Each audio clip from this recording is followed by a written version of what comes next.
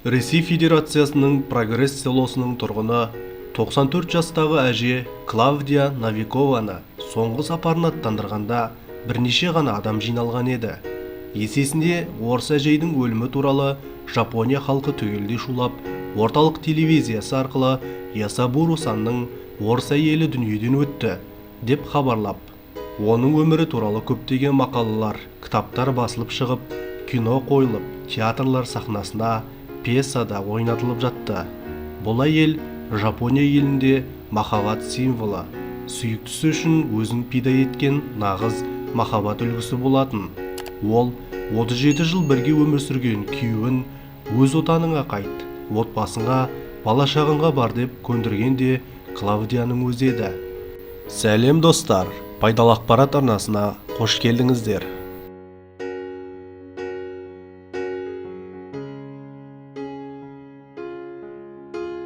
Клавдия мен Ясабуро екеуі 1959 жылы танысыпты.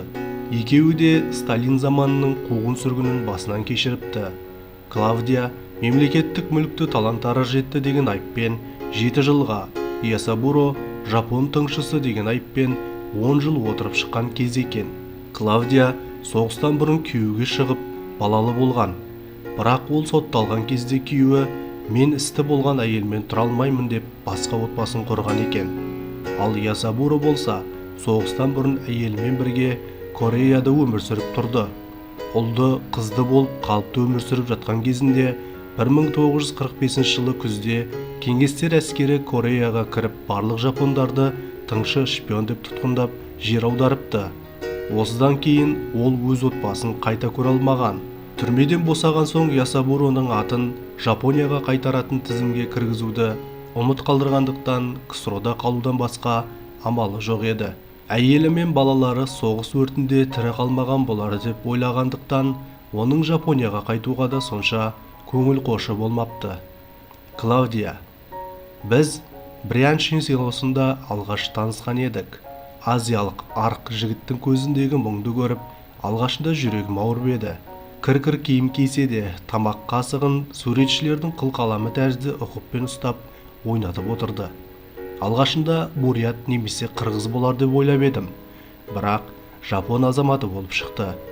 Ясабуро маған сенімен бірге болуды қалаймын деп үнемі хат келтіретін. Бірақ мен қорқып бас тартатынмын. Ал Ясабуро самурайлық төзімділікпен өз ниетінен еш қайтпады. Олар 37 жыл бірге өмір сүрді. Бай болмаса да берекелі, тату-тәтті өмір сүрді. Әттең оларда бала болмады. Ясабуроның әйеліне тіл тигізіп, ұрсып, жанжал шығарып жатқанын ауылдастары бірде-бір рет көрмеген екен. Менің Ясабурома тең келетін еркекті ешқайдан да іздеп таба алмас едің. Арақ ішпейтін, темекі тартпайтын, селодағы барлық әйелдер маған қызығатын деп Клавдия күйеуін мақтайтын.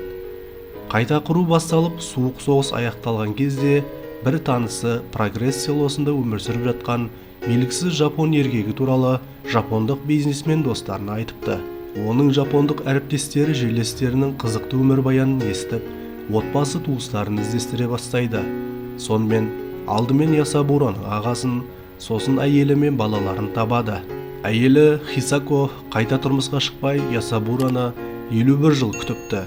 Ұлы Кореяда қайтыс болғасын, қызмен бірге Жапонияға оралған ол, күйеуінің өлі тірісін білмесе де, алған үйін күйеуінің атына түсіріп, банкте де күйеуінің атына есеп-шот ашқан екен.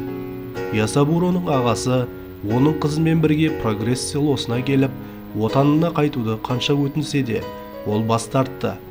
Бірақ Клавдия өзі күйеуін отанына қайтаруға шешім қабылдайды. Ол күйеуін Ресейде көп жасай алмайды дегенді білетін. Ясабуроның белі ауырып, денсаулығы төмендеген болатын. Ал Жапонияда қарттарға жақсы қарайтын сапалы емханалар бар. Сонымен қатар оның жапон әйелі өлерінен бұрын күйеуін көріп құшақтауы керек. Клавдия Ясабуроға шетел паспортын жасатып беріп, сақтауда тұрған ақшаларын долларға айырбастап, айырылысу туралы өтініш беріпті. Себебі Ресейде отбасы бар болса, Ясабуро Жапонияда зейнетақыға шығып, мүлік иемдене алмайтын еді. Хисако екеуміз де оның заңды әйеліміз. Ясабуро екеуміз бақытты өмір сүріп жатқан кезде Хисако күйеуін күтіп жүрді. Сондықтан ол да күйеуін көретін құқы бар. Мен оны соғысқа кетіп бара жатқандай шығарып салдым. Ән айтып, күліп, маған қаншалықты қиын екендігін білдіргім келмеді. Кешке үйге кіре төсекке сұлап түсіп, ойбайлап жыладым дейді Клаудия. Отанына оралған Ясабуро оған сыйлықтар жіберіп, әр сенбі сайын телефонмен сөйлесіп, Жапонияға келіп кетуге шақыратын. Жапонияның атақты жазушысы Клаудия туралы кітап жазып, кино шығарғандықтан Клаудия Жапонияда әйгілі адамға айналған еді. Клаудия 80 жасқа келгенде Жапонияға аяқ басты. Оны жапондықтар ұлттық батырындай құрметпен қарсы алды. Әуежайда ол сүйікті Ясабуроның әйелімен алғаш кезікті. Әйелдер құшақтасып жылады. Олар бір-бірін өте жақсы түсініп тұрғандықтан оларға аудармашының қажеті жоқ еді. Жапон әйелі дүниеден өткеннен кейін Ясабуро Ресейге қайтып келмек болғанымен Клаудия рұқсат етпеді. Клаудия өзі дүниеден өткенше ешкімнен еш нәрсе сұрамай жалғыз өмір сүрді. Клаудия еш өкінішсіз дүниеден өтті. Сүйікті жарым өз елінде бақытты өмір сүріп жатқандықтан маған басқа ештеңенің де қажеті жоқ еді депті. Клаудияның дүниеден қайтқаны туралы хабар Жапонияға жеткен кезде Прогресс селосына күншығыс елінен өте көп хаттар келді. Олардың бірі Ясабуроның хаты еді. Ясабуро өз әйелін әлі тірі отырғандай сезініп хат жазыпты. Клаудия, сүйіктім, сенің басқа әлемге қайтқаның туралы хабарды мен естідім. Өте ауыр. Мен 96 жасқа толған 30 тамыз күні саған телефонмен хабарласпақ болып алдыра алмадым. Ресейде сенмен бірге болған 40 жыл бойы сен мені үнемі қолдап, көмек жасап келдің. Саған шексіз рахметімді айтамын. Сенің арқаңда ғана мен өз отаныма қайталдым.